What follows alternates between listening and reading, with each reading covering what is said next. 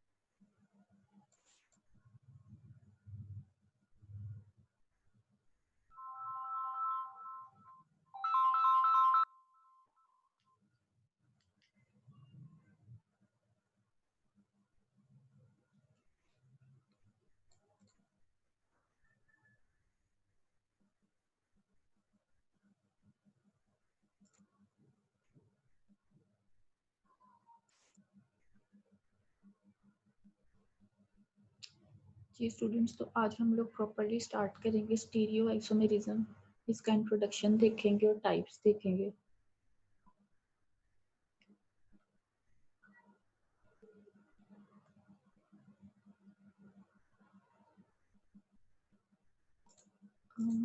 Students kindly आप लोग जल्दी ज्वाइन कर लिया करें मीटिंग। 5 to 6 मिनट्स हो गए हैं, लेकिन अभी भी आपकी हाफ क्लास जस्ट एंटर हुई है जूम मीटिंग में।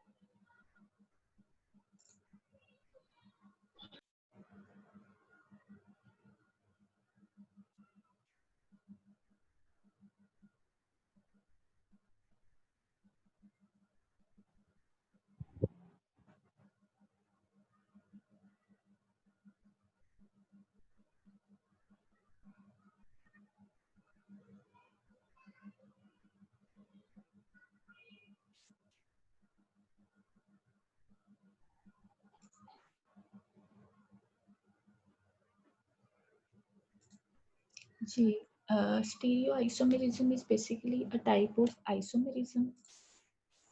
सो ये एक क्लासिफिकेशन का और टाइप्स का जो स्केच है, ये मैंने एम यूनस की बुक को फॉलो किया है यहाँ पे। इसी के अकॉर्डिंग हम इसकी टाइप्स आज पढ़ लेते हैं। हर टाइप को हमने डिटेल में। मैम हाँ जी। मैम आपकी आवाज़ बहुत स्लो आ रही है। जी स्टूडेंट्स, अब आ रही है? जी मैम। अभी भी स्लो आ रही है आपको आवाज? इतना वॉल्यूम ठीक है?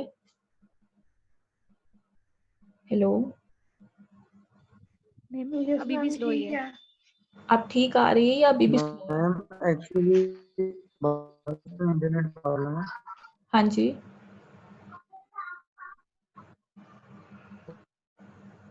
हेलो, मैम कंटिन्यू कर रहे हैं आप। जिनका नेट इशू है उनकी आवाज स्लो आ रही है शायद। मुझे नहीं लगता मेरे एंड से इंटरनेट का कोई इशू है।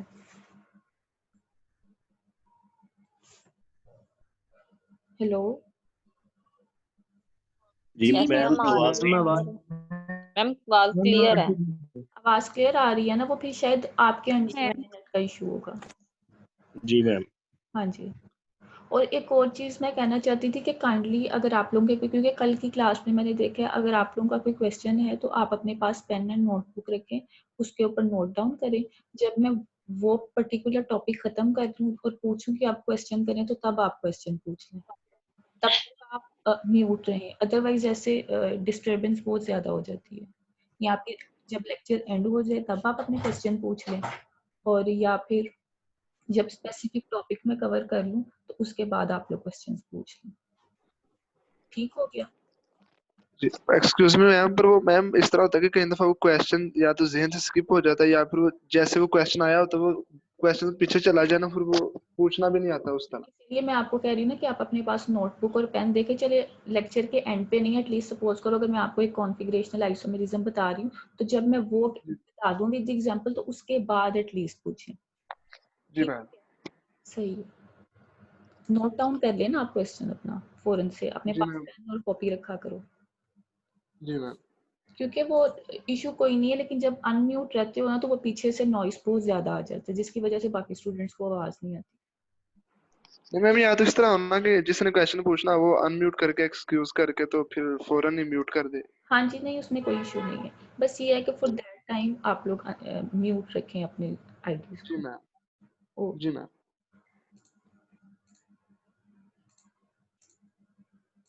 अच्छा, so we will start with isomerism. ये वो स्केच है क्लासिफिकेशन का और टाइप्स का जो मैंने ऑर्गेनिक केमिस्ट्री बाय एमएस से लिया, और इसी के अकॉर्डिंग हम लोग इसकी क्लासिफिकेशन पढ़ेंगे। आज हम लोग इनकी डेफिनेशन और एग्जांपल्स तक पढ़ेंगे ताकि हमें अंडरस्टैंडिंग हो जाए कि हमारे कोर्स में कवर क्या चीजें हो रही है। बाकी फिर हर टाइप को फर्दर हम डिटेल के साथ पढ़ेंगे, because stereo isomerism is not that simple. हर चीज में फर्दर उसके स्ट्रक्चर्स को हमें बहुत डिटेल में पढ़ना पड़ेगा। सो आइसोमेरिज्म का कॉन्सेप्ट कैसे आया हमारे पास? Early on in chemistry scientist को ये लगा कि हमारे पास बहुत से ऐसे कंपाउंड्स हैं जिनका मॉलिक्यूलर फॉर्मूला सेम था, but they were showing different physical and chemical properties. तो ये चीज उनके लिए न्यू थी कि अगर किसी चीज का केमिकल फॉर्मूला, मॉलिक्यूलर फॉर्मूला दो चीजों का सेम है तो they according to them they should show same physical and chemical properties.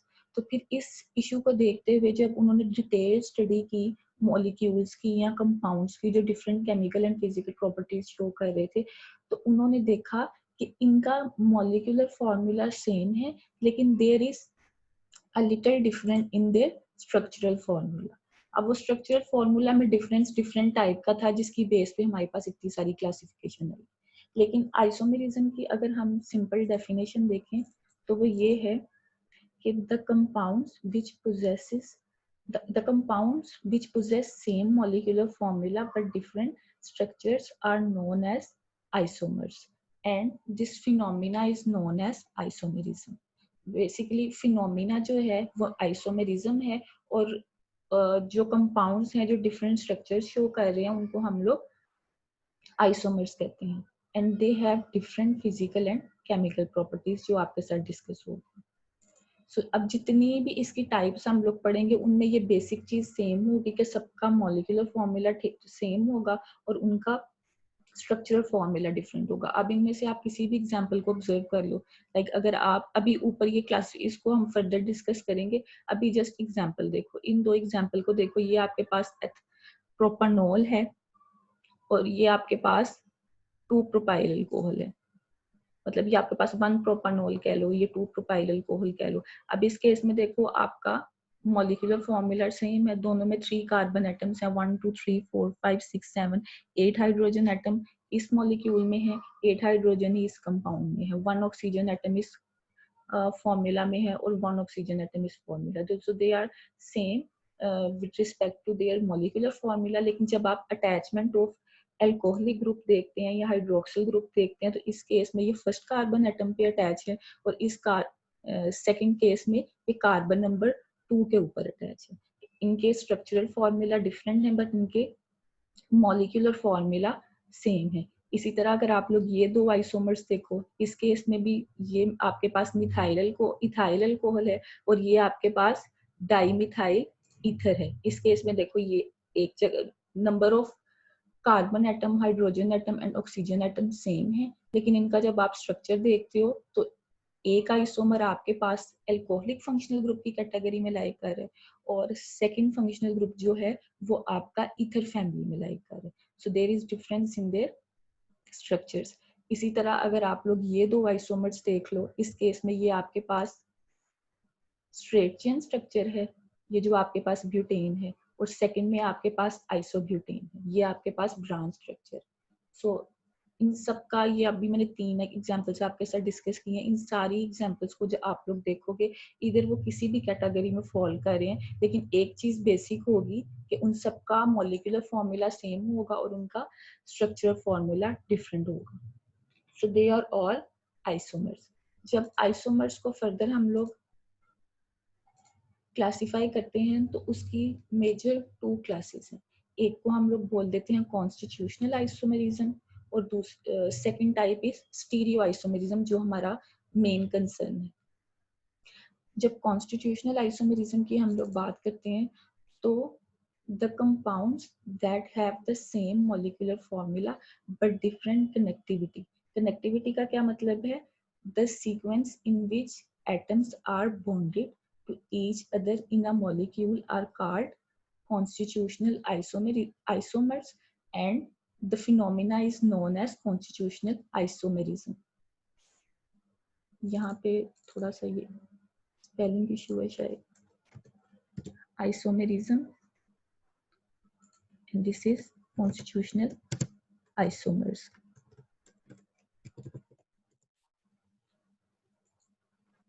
These are distinguished by two-dimensional structure या 2D structure. Constitutional isomerism मैंने आपको कल थोड़ा सा एक्सप्लेन किया था, कोई स्टूडेंट रिपीट करेगा इसे या इसे फिर दोबारा से बताऊं आपको? ये क्लियर है आपको कि डिफरेंट कनेक्टिविटी का क्या मतलब है? मैम रिपीट कर दें, ये रिपीट कर दूं? चलो ठीक है, सही हो गया। तो कह रहे हैं कि कनेक्टिविटी ऑफ एटम का इशू है, मतलब बॉन्डिंग डिफरेंट होगी। लाइक इस केस में अगर आप ऑक्सीजन एटम को देखो तो ये ऑक्सीजन एटम वन साइड से कार्बन एटम के साथ अटैच है, अदर साइड से हाइड्रोजन के साथ अटैच है। सो इसकी कनेक्टिविटी कार्बन और हाइड्रोजन के साथ है। वाइल जब इसका हम नहीं, इस केस में आपका जो हाइड्रोक्सिल ग्रुप है, इस केस में आप देखोगे कि वो टर्मिनल कार्बन के साथ अटैच है, इसकी कनेक्टिविटी है टर्मिनल कार्बन के साथ। जबकि इस केस में जब आप अपना हाइड्रोक्सिल ग्रुप देखते हो तो इसकी कनेक्टिविटी है सेंट्रल कार्बन के साथ। तो connectivity of hydroxyl group different हो गई ना इस केस में। एक आइसोमर में टर्मिनल पोजीशन पे है और एक आइसोमर में उसकी सेंट्रल पोजीशन पे है। Excuse me ma'am. Student ma'am जो कार्बन का जो नंबर है, ये जो सेंट्रल या जो टर्मिनल हम कोई भी एटम उसको हम डिस्टिंग्विश करते हैं, वो तो हम उसके जो फंक्शनल ग्रुप है उसके हिसाब से डिस्टिंग्विश करते हैं ना बेटा? जो फंक्शनल ग्रुप की आप बात कर रहे हो ये फर्दर आगे टाइप है कॉन्स्टिट्यूशनल आइसोमेरिज्म की। अभी मैं जस्ट जनरल बात कर रही हूँ। हाँ जी नहीं मैम, मैं वही बात कर रहा हूँ क्योंकि कोई भी अगर कार्बन की जब हम नंबरिंग करते हैं किसी भी मॉलिक्यूल की, तो उसमें से मैम हम वहां से शुरू करते हैं जिस तरफ हमारे पास फंक्शनल ग्रुप होता है। मैम इस तरफ तो फंक्शनल ग्रुप OH है ना? हाँ जी। तो मैम फिर हम ये जो ऊपर वाला जो चेन है उसमें भी तो जो सेंट्रल है या जो पहली कार्बन है उधर भी तो वो CH2 है ना? नहीं, लेकिन हम लोग आप ये देखो कि आपके हाइड्रोक्सिल किस कार्बन नंबर के साथ अटैच है। इस केस में आप देखो नंबरिंग, आप यहाँ पे फंक्शनल ग्रुप अटैच है तो इस कार्बन से नंबरिंग स्टार्ट करोगे ना। जी नंबरिंग मैम, जी मैम। इस केस में आप इस कार्बन से नंबरिंग स्टार्ट करोगे तो इसका मतलब है कि आपका हाइड्रोक्सिल कार्बन नंबर 1 के साथ अटैच है। वन के साथ है। जी मैम। और अगर मैम नीचे आए तो नीचे से भी हम हाइड्रोक्सिल से शुरू करेंगे? नहीं बेटा, आप लोगों ने ये नहीं फिर देखना होता। आपने नंबरिंग, आपने मेरी बात सुन लेना, आप नंबरिंग आपने टर्मिनल से ही स्टार्ट करनी है, लेकिन आप उस टर्मिनल से स्टार्ट करते हो जहां से आपका फंक्शनल ग्रुप नियर हो। नियर हो। जी मैम। ठीक हो, मतलब आप नंबरिंग इस टर्मिनल से या इस टर्मिनल से स्टार्ट करोगे। अब ये तो आपके पास सिमेट्रिकल मॉलिक्यूल है, सेंटर में आपके पास हाइड्रोक्सिल ग्रुप है, बेशक यहाँ से नंबरिंग स्टार्ट करो, यहाँ से नंबरिंग स्टार्ट करो, सेंटर वाली कार्बन को कार्बन नंबर 2 ही मिलने वाला है। So it does not matter. लेकिन अगर ये आपके पास सपोज करो ब्यूटाइल होता तो तब आप था कि आपका हाइड्रोक्सिल किस टर्मिनल से नियर है। ठीक हो? जी मैम, ठीक। जी जी। इस केस में ये आपका जो कार्बन सेंटर है ये कार्बन नंबर 2 है। हम लोगों को स्टार्ट जी टर्मिनल। मैम, जी आगे समझ में मैम। ठीक। तो फिर इस केस में आपके hydroxyl connectivity with carbon number 1 है और इस केस में आपके हाइड्रोक्सिल की कनेक्टिविटी विद कार्बन नंबर 2 है। So there is a difference of connectivity. While जब आप इसको डिस्कस कर रहे हो, इस केस को आप एथानॉल और डाइमिथाइल ईथर को डिस्कस कर रहे हो, तो इस केस में आप देखो कि आपका जो ऑक्सीजन है वो वन साइड से कार्बन के साथ अटैच है, अदर साइड से हाइड्रोजन के साथ उसकी कनेक्टिविटी है। While in case of ether आपका जो ऑक्सीजन है that is sandwich between two methyl groups. तो यहाँ पे भी ऑक्सीजन की कनेक्टिविटी का डिफरेंस आ गया। जब आप ये स्केलेटल आइसोमेरिज्म देखते हो तो इस केस में आपके पास ब्रांचिंग आ गई, मतलब आपका एक मिथाइल ग्रुप जो है वो सेंटर में आ गया, उसने ब्रांच बना दी। तो यहाँ पे भी एटम्स की कनेक्टिविटी का, ग्रुप्स की कनेक्टिविटी का डिफरेंस आ गया। सो ये सारी आपके पास जिस में भी आपके पास कनेक्टिविटी का डिफरेंस आएगा उन सारी टाइप्स को हम डिस्कस करेंगे अंडर कॉन्स्टिट्यूशनल आइसोमेरिज्म। सेकंड जी जो मैम। चीज आपने उसने थर्ड पे कही वो थी these are distinguishable by two dimensional structures. अब क्योंकि इनमें या तो फंक्शनल ग्रुप का डिफरेंस है या कनेक्टिविटी का इशू है, तो जब हम लोग पेपर पे भी इसे ड्रॉ करते हैं तो हम इजीली इसे आइडेंटिफाई कर लेते हैं कि हाँ जी ये तो हाइड्रोक्सल था, ये ईथर था, ये स्ट्रेट चेन था, ये ब्रांच था। तो 2D में भी देखते हुए जब हम लोग पेपर पे इसे ड्रॉ करें तो हम इजीली डिस्टिंग्विश कर रहे हैं ना, ये डिफरेंस है इनके अंदर। मींस ये तो नहीं कि आप पेपर पे लिखा हुआ तो आपको आप सोच रहे हो कि नहीं अगर 3D में इसका स्ट्रक्चर होता तो तब अच्छे से हम इसको आइडेंटिफाई कर पाते। ऐसे तो नहीं है, आपको पेपर पे भी लिखा हुआ 2 डायमेंशनल में जो इसके स्ट्रक्चर डिफरेंस हैं वो इजीली समझ में आ रहे हैं। ठीक हो गया। उसके बाद लेकिन उसके बाद नेक्स्ट कॉन्स्टिट्यूशनल आइसोमेरिज्म हो गया। अब हम डिस्कस करेंगे स्टीरियो आइसोमेरिज्म।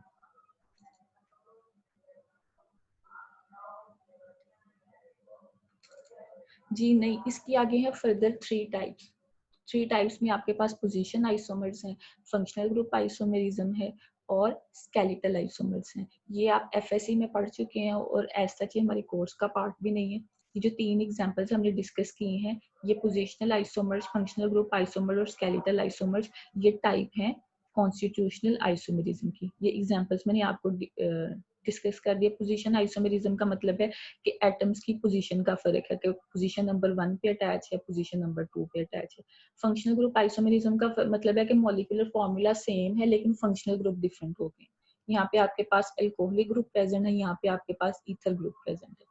और स्केलेटल आइसोमेरिज्म में आपकी ब्रांचेस में डिफरेंट आएगा। लाइक एक आपके पास स्ट्रेट चेन मॉलिक्यूल होगा तो दूसरा आपके पास ब्रांच्ड मॉलिक्यूल होगा।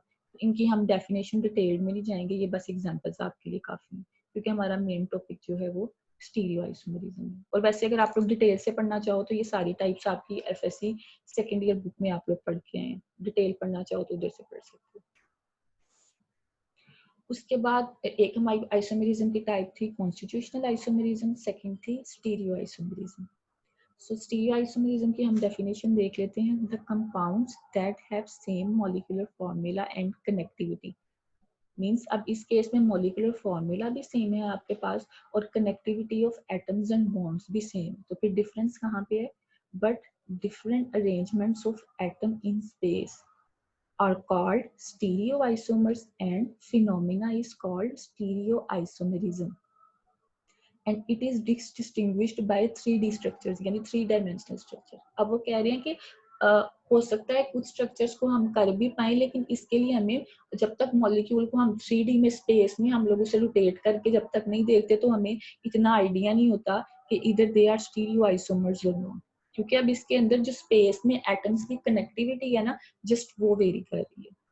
अदरवाइज जो एटम्स जिस कार्बन के साथ अटैच थे वो उसी के साथ अटैच रहेंगे, जिस स्पेस में उनकी ओरिएंटेशन फर्क हो रही है। अब इसके एग्जांपल देखें तो स्टीरियो आइसोमेरिज्म की हेडिंग में फर्दर सब हेडिंग में जितने भी आपके पास मॉलिक्यूल्स और एग्जांपल आएंगे वो इस हेडिंग को इस स्टीरियो आइसोमेरिज्म की डेफिनेशन पे फुलफिल होंगे।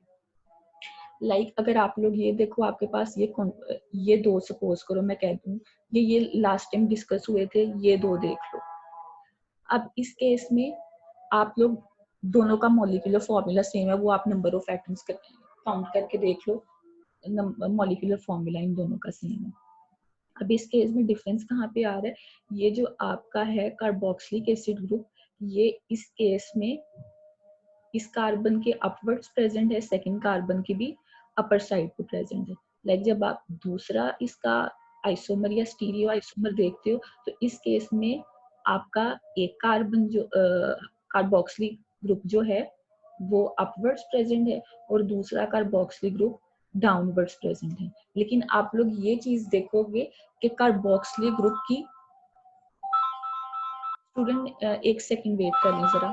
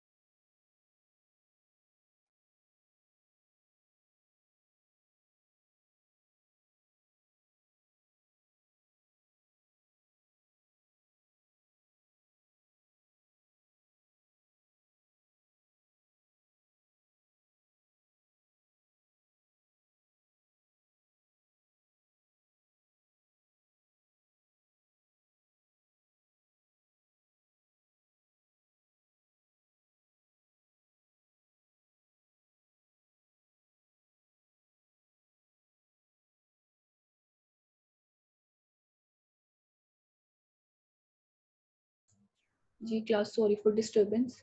तो हम इस एग्जांपल को डिस्कस कर रहे थे। इस केस में देखो ये दोनों कार्बोक्सिलिक ग्रुप्स जो हैं ये अपवर्ड्स प्रेजेंट हैं, जबकि सेकंड केस में एक अपवर्ड और एक डाउनवर्ड्स प्रेजेंट है। लेकिन आप लोग देखो इसमें कनेक्टिविटी सेम है। ये कार्बोक्सिल ये साइड तो चेंज ही नहीं हुई दोनों केसेस में ना। आपकी जस्ट ये वाली साइड जो आपकी राइट साइड है वो चेंज हुई है। लेकिन इसमें देखो कनेक्टिविटी सेम है। ये कार्बोक्सिलिक एसिड पहले भी इसी कार्बन के साथ अटैच था, अभी भी इसी कार्बन के साथ अटैच है। जस्ट उसकी जब आप लोग इसे स्पेस में देखोगे ना तो आपको आइडिया होगा 3D में कि आपका ये कार्बोक्सिलिक ग्रुप जो था ये पहले अपवर्ड्स था, अब डाउनवर्ड्स चला गया। तो ऐसे आइसोमर्स जिनका मॉलिक्यूलर फॉर्मूला सेम हो उनका और उनकी कनेक्टिविटी भी सेम हो, लेकिन स्पेस में अरेंजमेंट्स ऑफ एटम डिफरेंट हो। ये अब जस्ट अरेंजमेंट ही डिफरेंट हुई है ना, ये अपवर्ड्स था ये डाउनवर्ड्स चला गया। तो ऐसे आइसोमर्स को हम लोग स्टीरियो आइसोमर्स बोलते हैं। इसी तरह अगर आप लोग ये वाला केस देख लो, इस केस में मॉलिक्यूलर फॉर्मूला दोनों का सेम है, लेकिन आप अगर सेंट्रल कार्बन को देखो तो सेंट्रल कार्बन में आपका हाइड्रोक्सिल ग्रुप इस केस में डाउनवर्ड्स है और सेकंड केस में अपवर्ड्स है। यहाँ पे हाइड्रोजन ऊपर पहले दिया हुआ है, वो फिर डाउनवर्ड्स मूव कर गए। तो इस सारे केसेस में कनेक्टिविटी सेम रहेगी, लेकिन ओरिएंटेशन उनकी स्पेस में जो है वो डिफरेंट हो जाएगी। Same is the case with this molecule का, दोनों का मॉलिक्यूलर फॉर्मूला सेम है। इस केस में ये कार्बन के दो हाइड्रोजन जो अपवर्ड और एक डाउनवर्ड था उसको जस्ट रोटेट कर दिया उन्होंने, और वो ओरिएंटेशन जो है एटम्स की स्पेस में वो डिफरेंट हो गई। सो ऐसे सारे आइसोमर्स को हम डिनोट करते हैं बाय स्टीरियो आइसोमर्स। उसके बाद stereo isomer they are distinguished by 3D structure के वो जब आप लोग इसको स्पेस में इन स्ट्रक्चर्स को रख के देखते हो तो तब आपको अच्छी तरह पता चलता है कि स्पेस में इनकी ओरिएंटेशन क्या है। तो they are better distinguished by 3 dimensional structures. इसकी जब आगे फर्दर हम टाइप्स देखते हैं तो there are 2 types of stereoisomerism, conformational isomerism and configurational isomerism. अच्छा, मैं देख रही हूँ कि स्टूडेंट्स अभी तक मीटिंग ज्वाइन कर रहे हैं। ये सना आसिफ जो है ये इनकी अभी मुझे रिक्वेस्ट आई है। तो स्टूडेंट्स आप कैसे पढ़ेंगे, मतलब स्टार्ट से इंट्रोडक्शन और टाइप्स वगैरह मैं आपको बता चुकी हूँ। तो जब आप लोगों को आईडी और पासवर्ड दिया जाता है तो 5 मिनट्स का मार्जिन रखा जाता है, तब तक मैं वेट करती हूँ कि सब स्टूडेंट्स मीटिंग ज्वाइन करें। ये नहीं कि आप लोग लेकिन मैम जो है ना वो रिकनेक्ट होता है तो फिर इस वजह से परमिशन मांगते हैं मीटिंग में। जी मैम वो कई दफा मैं भी अगर रिमूव हो गया था तो इस तरह हो जाता है, रिमूव हो जाता है खुद ब खुद अगर इंटरनेट स्लो होता है। जिनका तो रिमूव होने का इशू है वो तो फिर भी समझ आता है, लेकिन ये जो पहली दफा ही मीटिंग को ज्वाइन कर रहे हैं तो ये चीज एक्सेप्टेबल नहीं है। आप लोग ट्राई किया करो कि जब क्लास स्टार्ट हो तो विद इन 2 to 3 मिनट्स आप लोग मीटिंग ज्वाइन कर लें। चलें ठीक है। अच्छा, आगे उसकी फर्दर टाइप्स हैं कॉन्फर्मेशनल आइसोमेरिज्म एंड कॉन्फिगरेशनल आइसोमेरिज्म। ये आपको इस में भी नजर आ रहा है। तो स्टीरियो आइसोमेरिज्म की फर्दर आगे 2 टाइप्स हैं, कॉन्फर्मेशनल आइसोमर्स एंड कॉन्फिगरेशनल आइसोमर्स। अब हम इनको वन बाय वन डिस्कस करते हैं। पहले हम कॉन्फर्मेशनल आइसोमेरिज्म की तरफ चलते हैं। अच्छा, ये सारी चीजें ना मैंने एम यूनिस की बुक से ली हैं, तो ये आप लोग स्लाइड्स तो मैंने डिफाइन कर दी है ना, ये आप लोगों ने कोशिश करनी है कि आप लोग स्टडी बुक से करो, क्योंकि बुक से स्टडी करना सबसे बेस्ट रहता है। स्लाइड्स में तो जस्ट आपको मैंने मेन चीजें लिखी हैं, बाकी चीजें मैं आपको एक्सप्लेन कर रही हूँ। बुक से आप लोग जब पढ़ते हो तो आपको अच्छी अंडरस्टैंडिंग होती है। अच्छा, conformational isomers, the stereoisomers that are interconvertible simply by rotation of one part of molecule with respect to other about a single bond are called conformers or rotamers. Like वो कह रहे हैं कि अगर तो आपके पास दो ऐसे स्टीरियो आइसोमर्स हैं कि जिनको आप अगर एक सिंगल बॉन्ड के अगेंस्ट रोटेट करके तो उन्हें इंटरकन्वर्टेबल कर दो फर्स्ट स्टीरियो आइसोमर में, तो ये आपके पास कॉन्फर्मर्स होंगे। ये कॉन्फर्मेशनल आइसोमरिज्म शो करेंगे। ये मैं आपको एग्जांपल दिखा देती हूँ। ये सपोज करो उन्होंने ये इथेन की एग्जांपल दी हुई है। अब अगर देखो वो कह रहे हैं कि ऐसे जो स्टीरियो आइसोमर जो इंटरकन्वर्टेबल हो इजीली, मतलब एक दूसरे में कन्वर्ट करते रहें, उनको हम लोग कन्फर्मेशनल आइसोमरिज्म कहते हैं। लाइक अगर देखो अगर मैं ये जो सिंगल बॉन्ड है दो कार्बन एटम्स के दरमियान, अगर मैं इसे रोटेट कर दूं, मतलब स्पेस में रख के इस बॉन्ड को मैं थोड़ा सा रोटेट कर दूं, तो रोटेट करूंगी तो ऑफ कोर्स ये वाला कार्बन सेंटर भी रोटेट करेगा ना उसकी वजह से। तो क्या होगा, इनकी ओरिएंटेशन चेंज हो जाएगी। ये रोटेट करते करते ये जो हाइड्रोजन था ये अपवर्ड चला जाएगा और ये दो हाइड्रोजन आइटम थे ये डाउनवर्ड आ जाएंगे। तो ये आपको अपेरेंटली नजर आ रहा है कि कैसे, मतलब अगर हम क्लास में करते तो वो मैं स्ट्रक्चर्स आप लोगों को छोटे छोटे स्ट्रक्चर्स बना के मैं आपको फिजिकल स्ट्रक्चर्स तो आपको ये एक्सप्लेन करती तो और ज्यादा अच्छे से समझ आता। लेकिन अभी हमारे पास कोई ऑप्शन नहीं है, तो आप लोग इसे इमेजिन करो।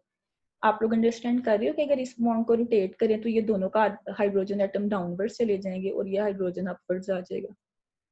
ये अंडरस्टैंड कर रहे हो? Yes ma'am. तो फिर वो कह रहे कि तो फिर जब इसको रोटेट कर दोगे तो ये वाला जो आपका स्टीरियो आइसोमर है ये सेकंड स्टीरियो आइसोमर में नहीं कन्वर्ट हो जाएगा, ये बिल्कुल इस जैसा बन जाएगा ना।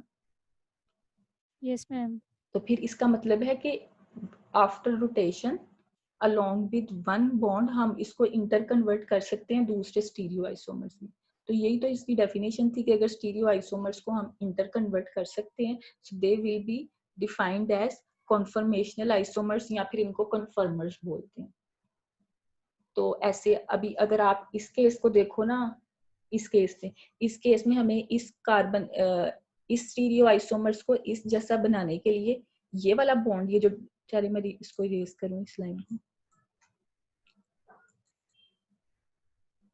जी। अब देखो, अब अगर मैं इस वाले ग्रुप को इस पोजीशन में लाना चाहती हूँ तो मुझे रोटेशन दो कार्बन एटम के दरमियान जो बॉन्ड है इसे रोटेट करना पड़ेगा ना। मतलब इसे रोटेट करूंगी तब ये हाइड्रोजन ऊपर चला जाएगा, आपका कार्बोक्सिल ग्रुप नीचे आ जाएगा, ऐसे ही है। लेकिन यस मैम। इस केस में मैं इसे रोटेट नहीं कर सकती। उसकी रीजन क्या है कि जो आपके पास डबल बॉन्ड होते हैं वो इतने फ्लेक्सिबल नहीं होते। अब इसके अंदर इलेक्ट्रॉन डेंसिटी आ गई है ज्यादा। जब आप इसको रोटेट करने की कोशिश करोगे तो आपका फर्स्ट तो जो डबल बॉन्ड में आपका फर्स्ट बॉन्ड होता है वो सिग्मा बॉन्ड होता है, सेकंड बॉन्ड जो होता है वो पाई बॉन्ड होता है। Pi bonds are comparatively weaker as compare to your sigma bonds. तो इनमें फ्लेक्सिबिलिटी नहीं होती। आप इसको थोड़ा सा रोटेट करने की कोशिश करोगे ना तो ये जो आपका पाई क्लाउड है, पाई बॉन्ड आपका ब्रेक हो जाएगा, तो वो उसका स्ट्रक्चर ही ओवरऑल डिफरेंट हो जाएगा।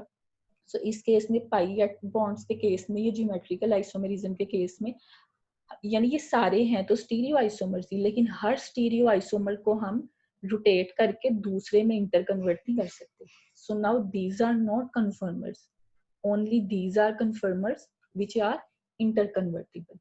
तो ये आपकी एग्जांपल थी कॉन्फर्मेशनल आइसोमर्स की। ये स्टूडेंट वेट कर लें।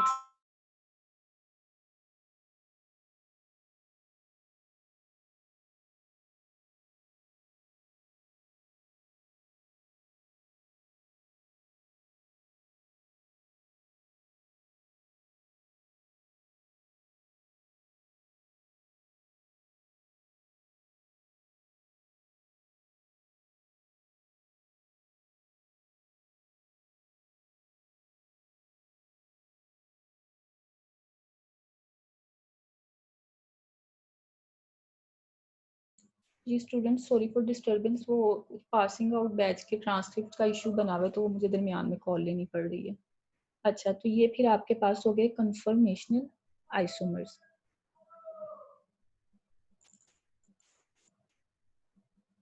ठीक हो गई, ये हमने डिस्कस कर लिया। उसके बाद सेकंड टाइप जो थी वो हमारे पास थी, मतलब जब स्टीरियो आइसोमर को क्लासिफाई किया तो फर्स्ट टाइप आपके पास आ गई कन्फर्मेशनल आइसोमर, सेकंड थी आपके पास कॉन्फिगरेशनल आइसोमर्स, और आइसोमर्स को हम कॉन्फिगरेशंस बोलते हैं।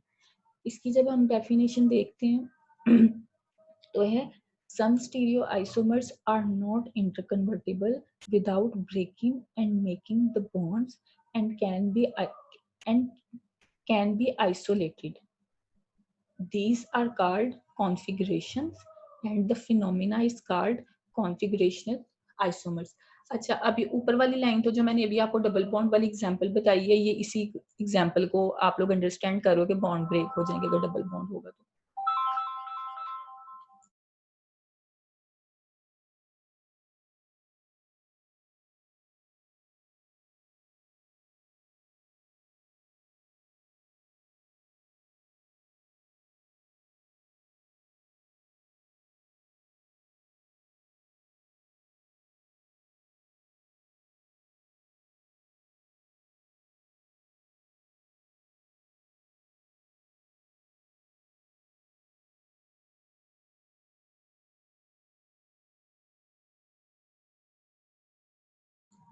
जी, लेकिन इस लाइन का आप लोग मुझे मतलब बताओ कि एंड कैन बी आइसोलेटेड, इस पॉइंट से आप क्या अंडरस्टैंड कर रहे हो?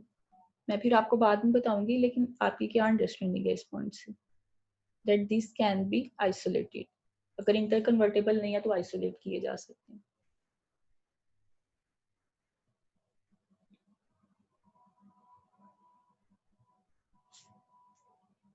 जी स्टूडेंट्स,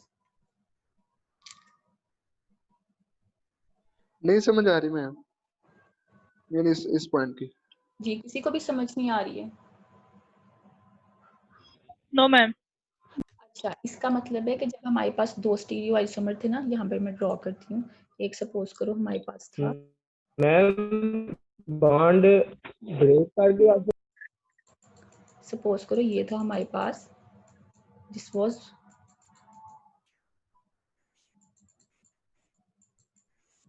ये हमारे पास थी वन टाइप की,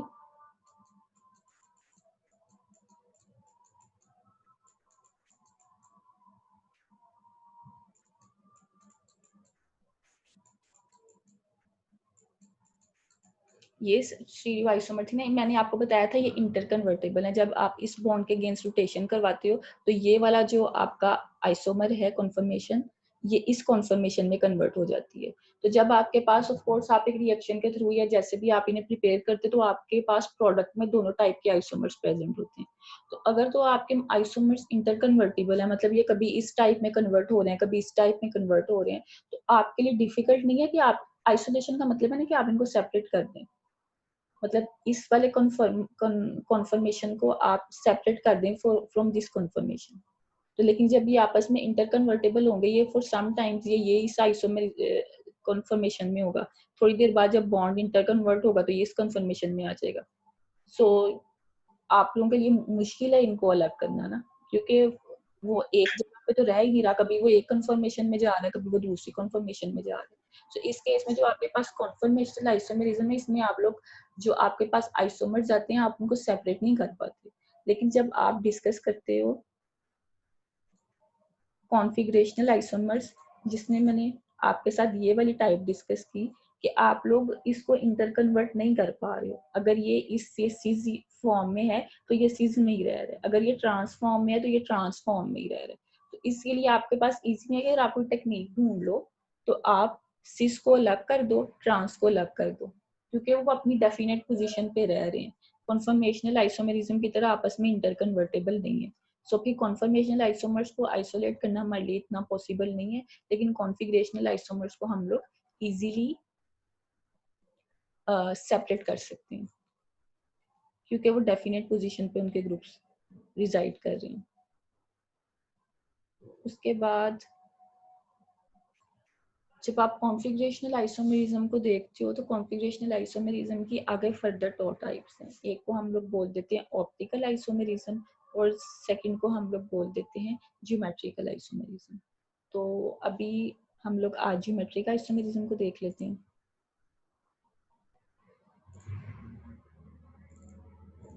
Geometric isomerism, the restricted rotation of groups joined by a double bond give rise to new type of stereoisomer which is known as geometric isomer. इसी एग्जांपल है cis and trans।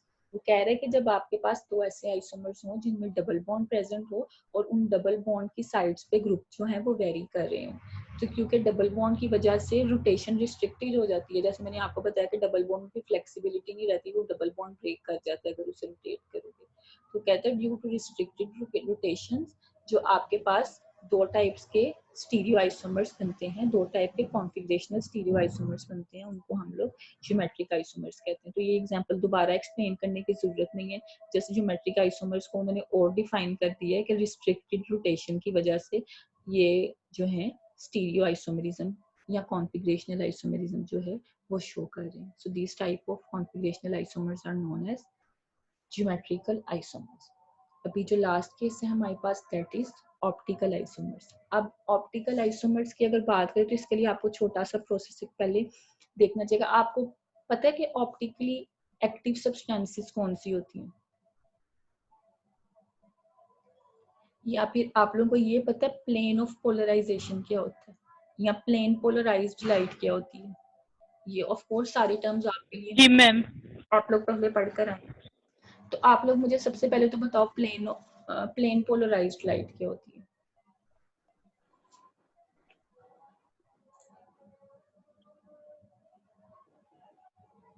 मैम जो laser light होती है, मतलब जो अपने laser light plane polarised light होती है। जी मैम, क्या वो पोलराइज्ड होती है ना, तो उसके अलावा नहीं तो मैम वो लाइट जो हर एज में जो है ना मूव करे, वो प्लेन पोलराइज्ड होती है। हर एज में मूव करे, ये पॉइंट जरा क्लियर नहीं है, जी इसको थोड़ा सा मैम, मतलब कि अगर हम उसके कोई बैरियर रखें तो वो उस बैरियर के चारों तरफ जो है ना वो चली जाए लाइट, लेकिन जो लेजर लाइट होती है जो वो सिर्फ फोकसिंग होती है, वो अपने फोकस से इधर उधर नहीं जाती, तो वो नॉन प्लेन पोलराइज्ड होती है। तो उसके अलावा जो लाइट्स होती है वो प्लेन पोलराइज्ड होती हैं। तो इसके पीछे साइंस क्या है, कैसे हम लोग एक वाइट लाइट को प्लेन पोलराइज्ड लाइट में कन्वर्ट कर सकते हैं? वो होल होता है, बहुत ही छोटा सा होल होता है, उससे जब लाइट पास करती है तो एजेस बना लेती है। मतलब आपको पता है ना कि आपकी जो लाइट होती है उसके अंदर आपके पास मैग्नेटिक वेव भी प्रेजेंट होती है और इलेक्ट्रिक जी मैम। ऑसिलेशन भी। लाइक अगर आप 3 डायमेंशनल में इसे बनाऊं तो ऐसे होती है, मतलब एक साइड पे आपके पास ये इलेक्ट्रिक फील्ड होती है ऐसे, और दूसरे केस में आपके पास मैग्नेटिक फील्ड होती है ऐसे। जी ये दोनों फील्ड्स आपस में क्या होती हैं, परपेंडिकुलर टू ईच अदर होती हैं और to x axis as well. मतलब ये 3 एक्सिस बना देती है, एक प्रोपेगेशन जिसमें हो रही है, ये एक्सिस आ गए, इसको एक्स कह देते हो। फिर एक आपके पास ये जो मैग्नेटिक फील्ड है, इसको आप अगर वाई एक्सिस कह दो, तो जो आपकी इलेक्ट्रिक फील्ड वाली ऑसिलेशन की वेव है इसको आप जी एक्सिस बोल देते हो। तो ये आपकी 3 डायमेंशनल सी एक वेव बन जाती है। लेकिन अगर आप लोग इसके आगे कोई पोलराइड या कोई ऑब्स्टेकल रख दो, जिसको हम लोग निकोल प्रिज्म भी बोलते हैं, इसमें एक छोटा सा होल होता है। अब ये जिस डायरेक्शन में आप लोग रख दोगे, जस्ट ये उस डायरेक्शन वाली वेव को इसमें से पास करने देगा और रिमेनिंग वेव को इसमें से पास करने नहीं देगा। अब अगर ये आपका जो निकोल प्रिज्म है, इसके अंदर ये जो उन्होंने स्पेस बनाई है, अब ये इन अलाइनमेंट है विद योर मैग्नेटिक ऑसिलेशन, ये जो मैग्नेटिक फील्ड की ऑसिलेशन है, तो ये मैग्नेटिक फील्ड की ऑसिलेशन इसमें से पास कर जाएंगी, लेकिन जो इलेक्ट्रिक फील्ड की वेव है वो इसमें से पास नहीं कर पाएगी, वो पीछे ही रह जाएगी। तो अब ये जो आप लोगों ने निकोल प्रिज्म रख के इसको एक वन टाइप ऑसिलेशन में कन्वर्ट कर दिया, ये जो अब आपकी लाइट है ना, इसको आप लोग प्लेन पोलराइज्ड लाइट कहेंगे, क्योंकि ये वन प्लेन में प्रेजेंट।